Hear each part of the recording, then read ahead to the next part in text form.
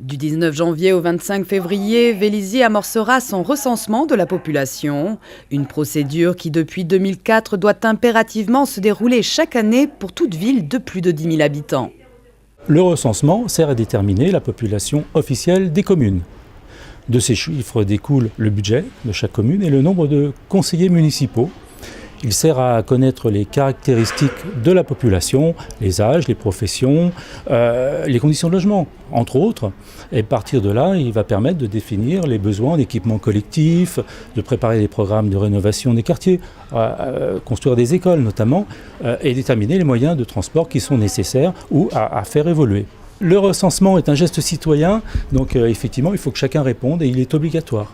Toutefois, les quelques 21 000 habitants de la ville ne seront pas tous recensés en 2017. Seul 8% de la population sera concernée, en recevant notamment la visite à domicile d'une des 4 agents recenseurs véliziennes qui ont été recrutés.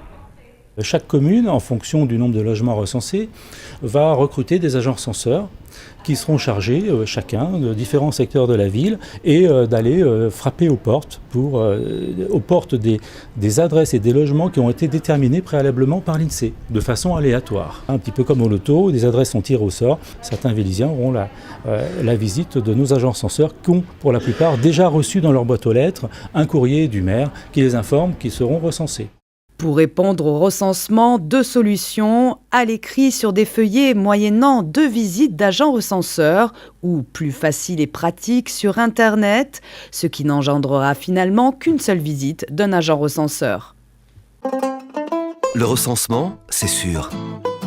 Toutes vos informations sont strictement confidentielles.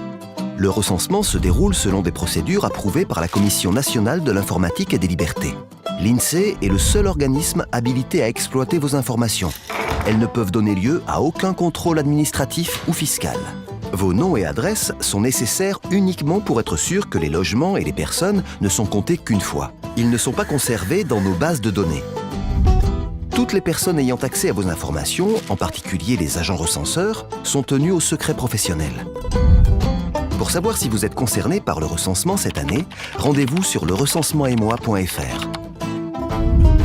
Le recensement, c'est utile, c'est sûr, c'est simple.